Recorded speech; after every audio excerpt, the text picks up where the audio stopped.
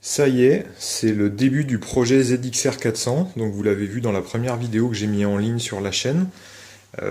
J'ai donc un ZX7R 750 de 96 et aussi un ZXR 400 de 93 qui lui est maintenant démonté. Donc pour le petit rappel, vous pouvez aller jeter un œil à la première vidéo, mais pour le rappel, c'est une moto donc, que j'ai achetée il y a 3 ans maintenant, durant l'été 2015. Qui marchait plutôt bien, mais sur laquelle j'avais un peu d'entretien à faire et j'avais quand même un doute, une méfiance par rapport au joint de culasse. Donc la moto a été démontée pour pouvoir faire une grosse révision dessus et bah, il fallait que je me décide à commencer, sinon ça va jamais démarrer. Donc c'est parti, on va attaquer ce projet-là, le remontage. Petite vidéo alors pour vous présenter pour l'instant les pièces que j'ai achetées. Voilà, on a partout ici.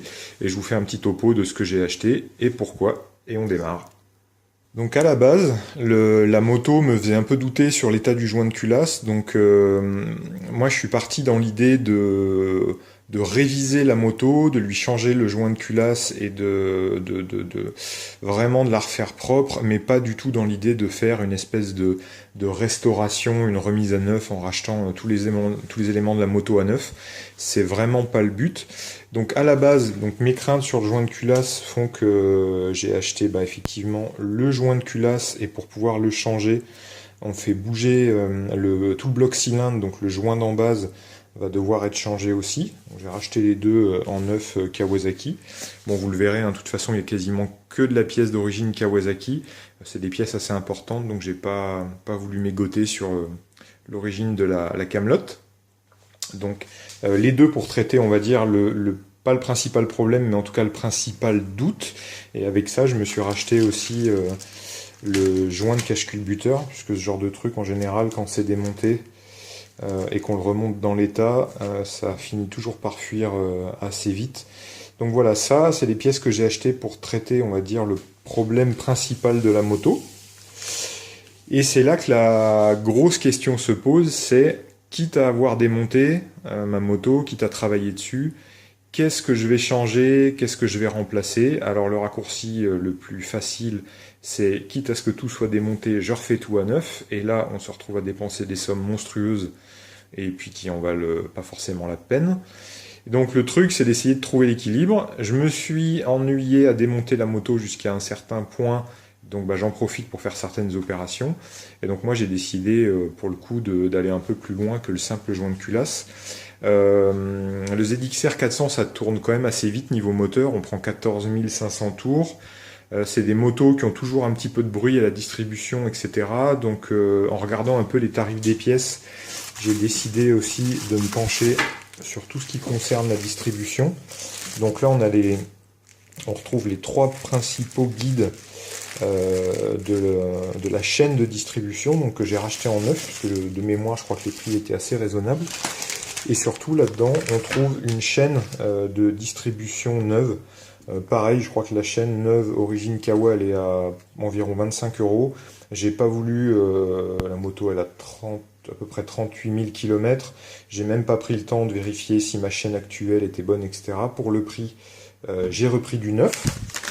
Voilà, donc c'est les principaux éléments moi que j'ai souhaité changer en faisant l'opération. Et alors par contre, là où la facture monte assez vite, c'est qu'il faut passer pas mal de temps sur les microfiches du haut moteur pour pouvoir voir là où on va aller démonter, puisqu'en général quand on va démonter, enlever des joints, etc., on va avoir un maximum de trucs qui vont pas bien se remonter, qui vont percer au démontage, etc., etc. Donc voilà un peu tout le fourbi que j'ai acheté par rapport à tout ce que je vais démonter. Donc il y a un peu de tout, hein. On retrouve des éléments donc, qui vont concerner le haut moteur. On a vraiment beaucoup de joints toriques, les petites billes d'ouverture, fermeture des passages d'huile. On a des pins dowels de centrage pour remettre les chapeaux de culbuteur. Là, on a la petite bague élastique qui était manquante pour tenir la trousse à outils sous la selle. Bon, ça, c'est le petit plaisir.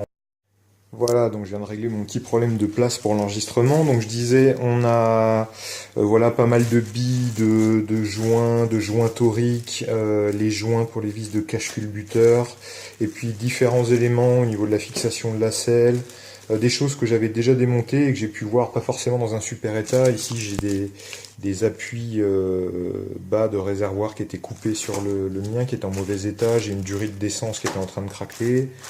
Des inserts pour le remontage, etc. Donc voilà, pas mal de pièces. Et surtout, voilà, une des grosses réflexions à avoir pour moi, c'est de se dire, par exemple, pour mon joint de culasse, pour changer tout ça, j'ai sorti mon bloc cylindre, ma culasse. Ma culasse, je vais démonter les soupapes, je vais roder, je vais contrôler, etc. Et je me dis, tant que c'est ouvert, tant que c'est propre, la petite option, c'est de se dire, voilà, les joints de queue de soupape, c'est un peu la merde à faire. Alors, hop, je sais pas si on voit bien. Voilà, donc le lot de joints de queue de soupape qualité Kawa, ça m'a coûté quand même, je dirais dans les 80 € le set. Mais au moins j'ai du vrai bon joint de queue de soupape et c'est le moment de le faire parce que tout est accessible, tout est démonté et c'est vraiment l'occasion. Donc voilà, là il y en a un peu pour quelques centimes d'euros on va dire en pièces à la con et en joint torique, mais bon c'est un peu le passage obligé pour un remontage correct. Donc côté moteur, voilà ce qui va être fait, ça va me permettre de faire une grosse révision, à mon avis il va manquer quelques babioles mais je les rachèterai au fur et à mesure. Et sinon après quelques autres éléments, j'avais pu voir aussi que mes durites de liquide de refroidissement n'étaient pas dans un état forcément fantastique, donc je me suis acheté un set de durites silicone Samco neuve, hors de question de racheter du Kawasaki parce que c'est hors de prix et c'est même pas forcément disponible. Donc un jeu un peu sobre, hein, tout noir, durite silicone renforcée. Et après la dernière chose aussi, c'est que j'avais eu une crevaison en roulant avec la moto à l'arrière. Une crevaison qui était réparable, donc j'avais emmené la roue chez Kawasaki, il m'avait remis un champignon à l'intérieur, et en faisant le rééquilibrage, le mécano m'avait dit que les roulements grognaient quand même beaucoup et qu'ils étaient en fin de vie. C'est vrai qu'il faut savoir qu'une moto qui roule pas, ça fatigue énormément les roulements et il s'abîme beaucoup. Donc j'ai acheté tout ce qu'il fallait pour refaire les roulements à neuf des roues avant et des roues arrière. Et pour la fin, c'est un peu comme pour la Kawa, mon ZX7R 750. Les durites de frein sont d'origine sur le 400, ça me plaît pas du tout, du tout. Donc au niveau des freins, j'avais déjà refait le mètre-cylindre de frein à neuf, donc j'ai décidé de profiter de toutes les opérations pour passer sur un set de Durit Aviation de chez HEL. Moi j'en suis bien content de cette marque. Donc ça c'est du neuf. Et par contre sur la moto, les étriers avant sont pas forcément en très très bon état. Alors ils fonctionnent bien, mais plutôt que de les refaire à neuf pour des étriers qui sont quand même d'une ancienne génération, j'ai pris le pli de faire une petite modif légère, de rester sur la même marque d'étrier, mais de partir sur un modèle d'étrier 4 pistons beaucoup plus récent. Alors je sais plus de quel modèle ils proviennent, mais en gros on reste sur le même nombre de pistons de freinage, le même type d'étrier, les mêmes performances, mais l'étrier étant d'une génération plus récente, il est beaucoup plus rigide et puis en bien meilleur état au niveau esthétique, piston, soufflé, etc.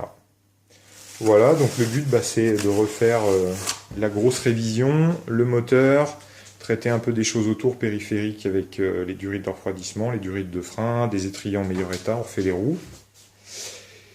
Et voilà, et puis ça fait l'occasion de faire une première vidéo pour relancer un peu la machine, parce que ça fait un moment que je me dis qu'il faut que je commence le projet.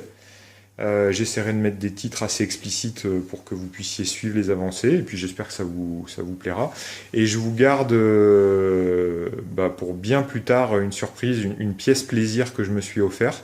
Par contre, je vous en parle pas tout de suite, vous verrez ça bien plus tard dans le projet, quand j'aurai attaqué le remontage. Et du coup, c'est fini pour cette première vidéo. Le projet ZXR 400 est démarré, vidéo numéro 1.